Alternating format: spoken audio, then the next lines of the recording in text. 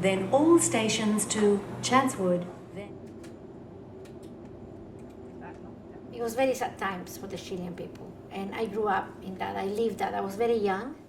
I was about 5 years old, but I remember the Air Force and the Marines got together and took over the government. Basically, they bombed the moneda or the palace where the president lived. Many people disappeared. Many people actually were taken to concentration camps. People that supported the Allende government. Many just withdrew and they, very scared. So I grew up in that environment and I grew up seeing all that. And probably about 5 to 10 years after the coup, this movement started with young people, especially students. And we were students, my sister and I was 13 years old when I decided to do something about it. We started a group of women, we were 4 women and then 6 and then 8.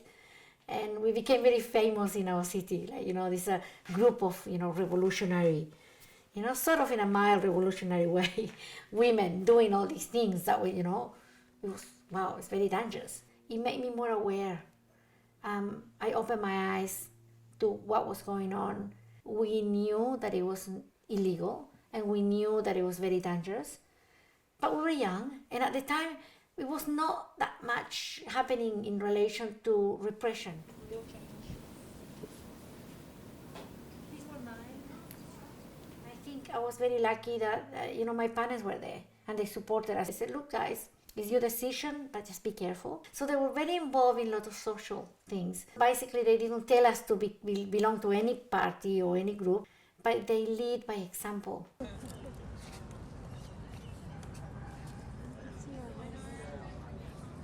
Later on, in the dictatorship in 1987, I was arrested by the secret police or the CNI. I remember, when they took me in the car and they covered my face or my head, and the guy kept hitting me and putting the foot on my head so I wouldn't see where I was. I could tell where I was because I lived in the city for years. So I was interrogated for about a day and a half, almost 2 days.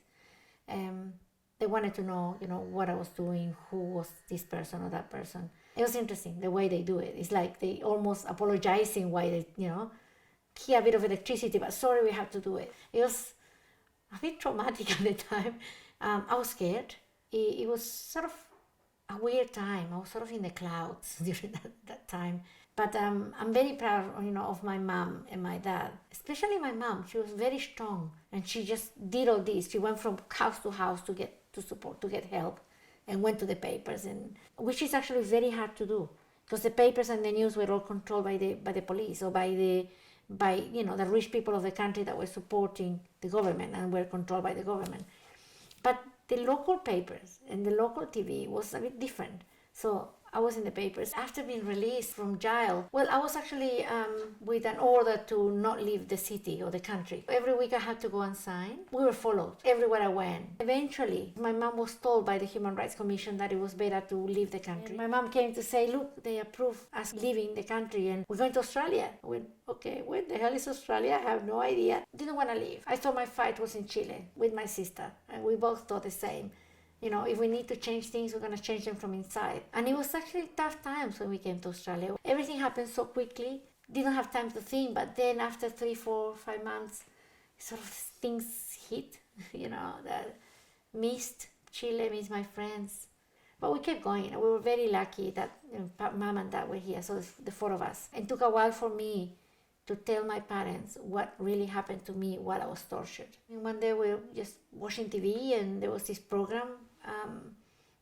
There was this woman that's been tortured in a way similar that happened to me. And it came back. I got really scared. I started shaking, went out, started crying. And I just couldn't, it just happened spontaneously. I didn't even think about it, didn't process it. It just happened. It's an automatic feeling. And then my mom asked me, "Well, you okay?" My dad, and then I told them. I couldn't talk about it. I thought I was gonna be okay. I thought I could keep them. I'll be all right. I could leave and every day was fine. But then it just exploded in me. So I couldn't. Eventually, probably a couple of years later, in about 1990, I came across STARS, which is a service for trauma and torture victims, survivors. And I just called, called to see what they do, whether I can talk to somebody. And they put me through to this psychologist. I went to see him, I saw him a few times, not a lot. I just needed to talk about it. And he did tell me on that first visit, he said, Paula, you already cope with what happened to you. You have your coping mechanisms, you've done it. You just need somebody to talk about it, and somebody neutral, which was him. Because I couldn't talk to my parents. I couldn't tell them. It was too painful to tell them. And when I felt I was okay, I already talked about it, didn't go back again. It's not something that goes away completely. It's still there.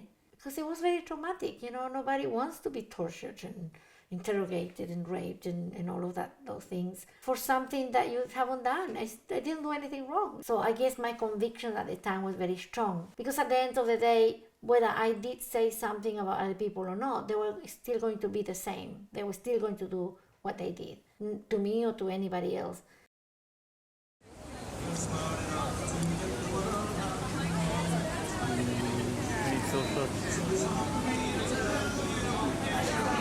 My life is really busy right now.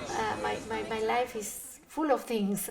I teach, I'm a lecturer. I'm teaching nursing at the University of Western Sydney. I'm actually doing my PhD or my doctorate with a scholarship. I was lucky enough to have a scholarship. I also play music. I'm in a band. Fortunately, lately we haven't played a lot of practice because of my studies. I'm very busy with the PhD. Still involved in politics. I haven't given that up, and social things, protests and things for human rights. And we do solidarity events for people that have cancer or countries that have some big disaster. But the majority of the things that I do are to do with education to the community. Forums is who I am. It's part of me, and in every aspect of my life. And I think that fills me up. This is part of my life, apart from the family life. My 2 children, Camila and Andres, and my husband and friends, which is unfortunately lately not that much because I'm really busy, but I'm trying to balance, and it's good. I'm happy.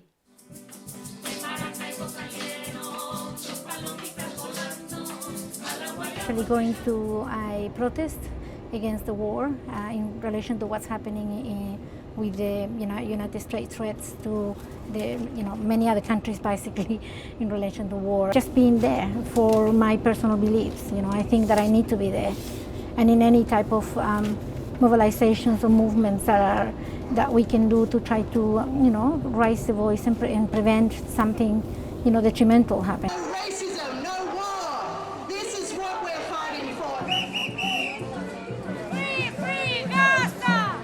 I would never do to them what they did to me, and I would never do that to anybody. I think my best revenge is that I'm here today, that I'm successful, that I'm happy. I can do things from overseas that I couldn't have done in Chile. I can still fight and do things for human rights, for, as I mentioned, solidarity, and for my country, for people, for projects, music, dancing, marionettes, teaching them how to read or write, education. Education is very important, so supporting those projects. I think that's important, that I can do better. I can do, because now I'm a professional, I got the means, I could help. And it's not just the money, but solidarity for things that are not okay in other countries. So I guess that's my game.